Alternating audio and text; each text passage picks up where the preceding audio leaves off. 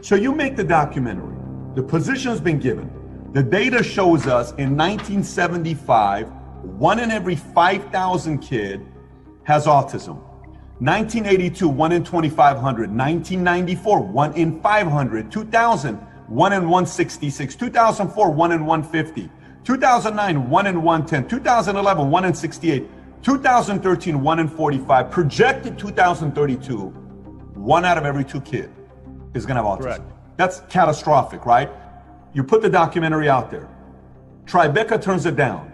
Robert De Niro, who is somebody politically would have typically disagreed with someone like you, but because at the time his 16-year-old son has autism, he's around 21, 22 today, he's emotionally connected to it, and he's trying to hold himself back. He says, I believe everybody should watch this, right? Okay. Yeah. Everybody starts looking at this. Emails you've gotten from both sides, people that have connected with you from both sides. What's been the best argument you've gotten from those who say, Del, you're a fool, you're absolutely wrong, you're not even looking at it from this standpoint, why are you still doing this, arguing about vaccine? This is a hoax, this is a propaganda, you're hurting so many kids' lives, you're doing this. I work on the doctor's television show, so I started asking every doctor I knew, including hosts on the doctors, and I said, if I'm wrong, show me where I'm wrong. I want off this road. I mean, I'm all about the truth. Please show me, explain to me what I'm missing here. How is this data wrong? How is it? Show me a study that can disprove what we're seeing here. And I'll be honest, no one has ever actually done that. They cannot say that they're safe, period. Full stop, end of story. I'm not anti-vaccine. I'm anti-injecting, number one, products that don't go through safety studies, and number two, products that have liability protection, meaning I cannot sue the manufacturer if it does injure me or does injure my children. And the reason that's problematic is I know since they've never been able to be sued since the 1986 Act that took all liability away, there's been no market incentive to evolve the science of vaccines. They have absolutely zero risk. So you know, money people, why would anybody spend money for no reason to evolve a product and make it safer than it already is if you can't sue them anyway? Vaccine, COVID-19, with them telling us the fact that, you know, it's the most important vaccine we got to take if it comes out. Now, obviously, at this point of the game, you don't seem very confident about any of the vaccines yourself. But if they come out with this vaccine and they're presenting it to us that we ought to take it, whether it's Fauci or Gates, how confident are you in us needing to take this COVID-19 vaccine? Well, not at all. In fact, I know you don't. For the most part, 99% of this country and the world do not need to take it. I mean, every scientific report has shown us that over 99% of us, this is a common cold. That's just the fact. It's a common cold. It is only deadly for 0.26% now of Americans. And we're seeing even a decline in the death rates because I think we're actually learning that we were treating it incorrectly. So what we're talking about is a vaccine that 99.74% of us don't even need. That's the case. Just like a cold, this is going to be the sniffles for most people. And people say, you're crazy. No, listen to how many times they say the term asymptomatic carrier, right? That means someone that is so not sick, they don't even know that they're carrying it. That is the greater body of people. And then if you're not that, then you're someone that just has a light cold. There's an acute, extreme response for 0.26% of our population that have other life-threatening illnesses that are putting them in harm's way. And by the way, a common cold has always been dangerous from people that are on the late stages of heart disease or COPD or diabetes, and that's what we're seeing. But let's talk about this vaccine. Number one, I'm never against any vaccine that they recommend for people to take. Go right ahead. It's a free country. I have a problem with the languaging that this is going to be forced. Bill Gates is saying he wants a forced vaccination program for all 7.5 billion people in the world. I believe that this pandemic has been blown out of proportion in order to force the entire adult population into a mandated vaccine program just like our children are at. In fact, I've been predicting that for the last 3 years on every stage I speak on. This has been a goal by the WHO for many years, and now we're seeing it. I believe this pandemic is being used to create such difficulty in our lives. We can't go to work. We're losing our money. We have to wear a mask. We got to stay 6 feet apart. We can't kiss. We can't hug. Also, they make us so miserable. So when they rush this vaccine out, we go, fine, I'll take it if that's what it's going to take to get our lives back to normal. But know this, It won't just be that vaccine. The moment you allow the government to say you have to take it, you just bought into the vaccine program for every adult. And guess what? You didn't get the 54 vaccines your children are getting. Now you have to catch up on 54 vaccines. Guess what? 270 vaccines are already approved and in the pipeline you've never heard of, and thousands of vaccines are in trials right now as we speak, because the future of the industry is a product that doesn't test for safety, as I told you, has no liability, and can be forced on you by government mandates. It's the greatest product pharma's ever had, and it happens to be your future if you don't stand up for your rights. If you read every headline, it's telling us, Patrick, there's two words in a sentence that I think make it the most dangerous sentence known to man. Every time you read, they are rushing the science.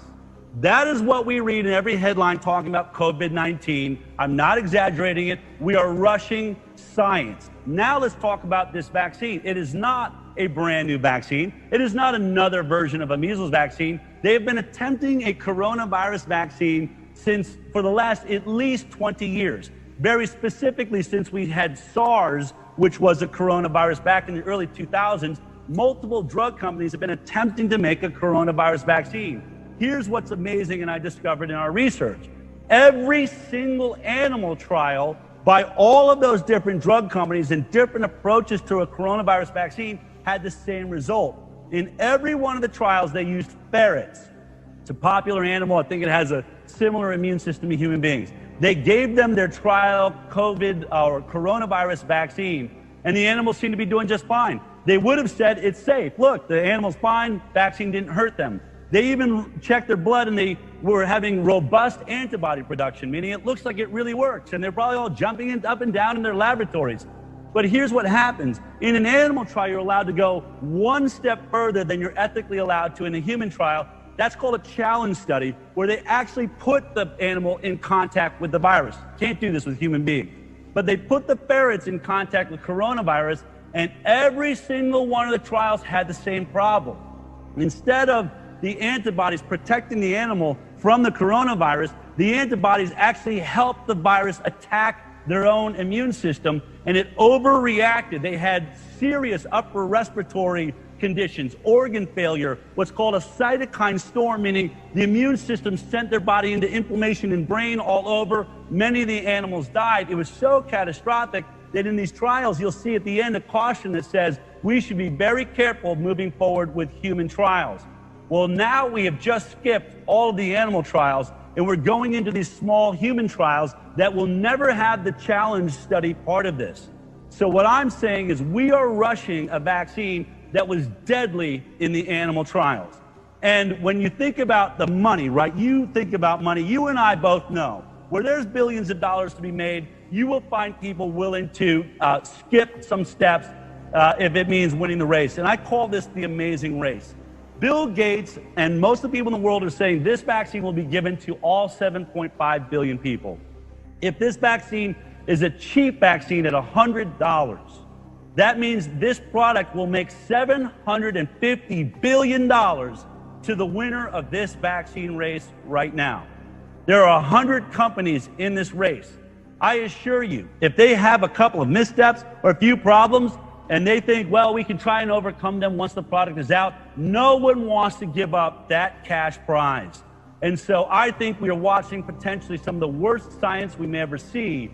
And now imagine if Bill Gates gets his wish. If the WHO manages to force vaccinate the planet, we all have to get this in order to get onto an airplane, or to be allowed back into our job, or to have the tracking app that's on our phone say, he's allowed to go to the gym, I have to have had that vaccine. If that happens, Patrick, and they didn't overcome this problem, which they're describing, it's called antibody immune enhancement. You've had Tony Fauci allude to this. You've heard him say there's a potential this vaccine could make people more sick. Or Dr. Peter Hotez, who is actually a scientist that's attempted to make a coronavirus vaccine, he met with the Congress and said, we have this problem of antibody immune enhancement.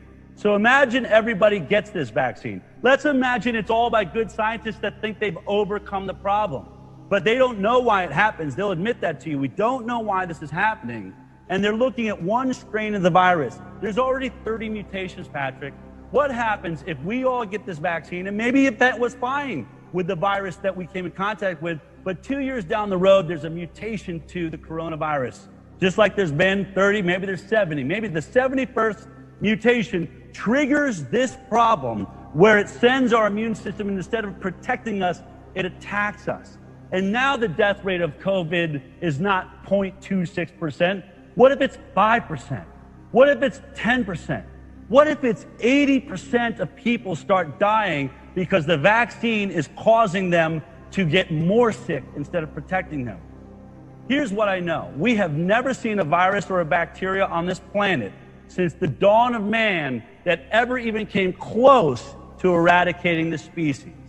But I believe rushing science and forcing everybody to use it, if we make a catastrophic error, there is no way to get that vaccine out of ourselves. And a mistake like that by people that I do think have a real God complex, that could be catastrophic for our species. I would just always caution, I better always have the right to choose what's injected into me, and I'll read the science myself and think if I think that 0.26% death rate is really worthy of taking on the risk of a vaccine that killed the animals in the animal trial.